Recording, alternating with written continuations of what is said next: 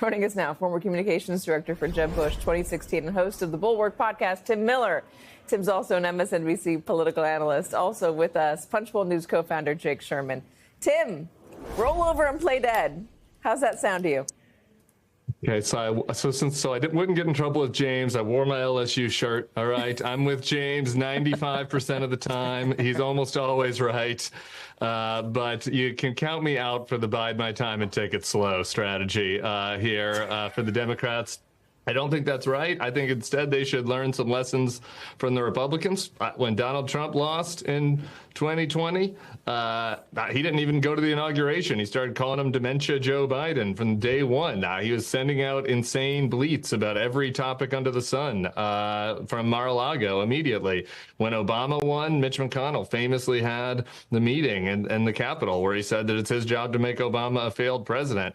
I think that the Trump administration is giving the Democrats a lot to work with right now. I think they need to educate people, particularly working class people, about the ways that they are going to suffer from these policies, whether they be the tariffs or the cuts to Medicaid or the cuts to other government programs.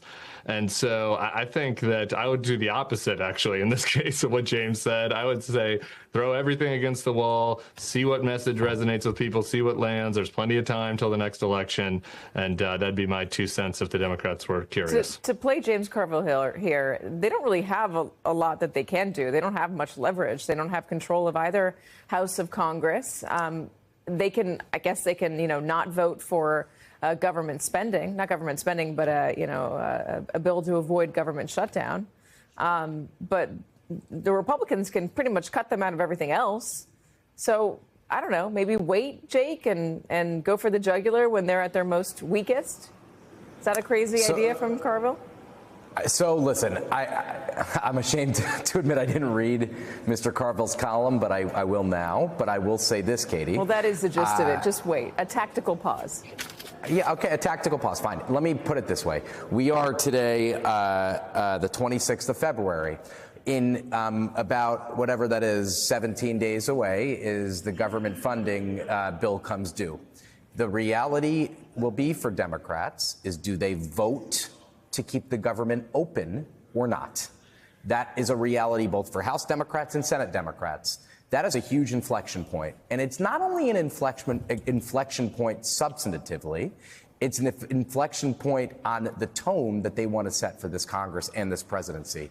Do they want to be seen as, they have traditionally wanted to be seen as responsible stewards who are going to keep the government open, keep federal workers on the job, and not play these shutdown games that Republicans play? Well, listen, Elon Musk and Donald Trump are shutting down big parts of the government right now, and have said that they kind of relish a government shutdown. So I don't know, maybe it'll be in their interest to give them what they want. They'll blame the Democrats, of course, and I think that will be also a tricky calculus.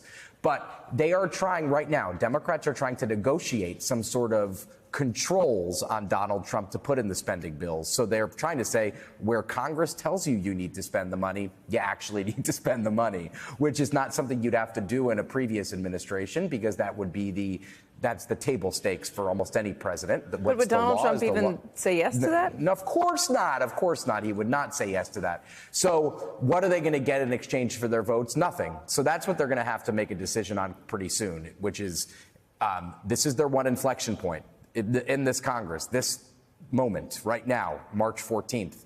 Are they going to give their votes for nothing, or are they going to hold them back and risk a government shutdown? Tim, let's talk about the other budget bill, what the Republicans have put forward so far. Not a lot of talk about how they're going to pay for it, but is this a budget bill that gains them seats in the next midterms, or loses them seats, if they can get it through?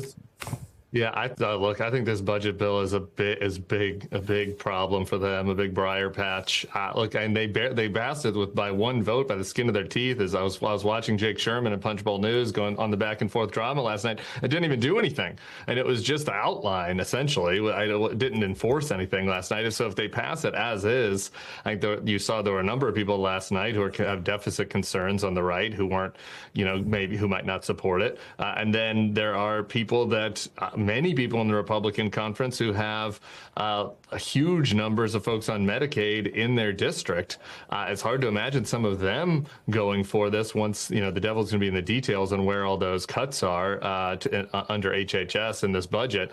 So I think the budget's big trouble for them. I think it's going to be very challenging for them to get the votes. I think it's going to be very challenging for them to get the votes to stay open. And just one thing on what Jake was just saying, I interviewed Ruben Gallego about this morning, and his point is like, they got to come to us. And if they can't, they're in charge of everything. So if they can't keep the government open on March 14th, they got to come to us with something. This is not the case where we have agency. And I think that Ruben is right about that. And I hope that the Democrats take that posture, because I think that's the right strategic posture, that if the Republicans need their votes on March 14th, they're going to have to give up some substantive things. And we haven't seen any evidence that they're interested in doing that. We will see a war of the words soon enough. Jake Sherman, Tim Miller, thank you guys very much.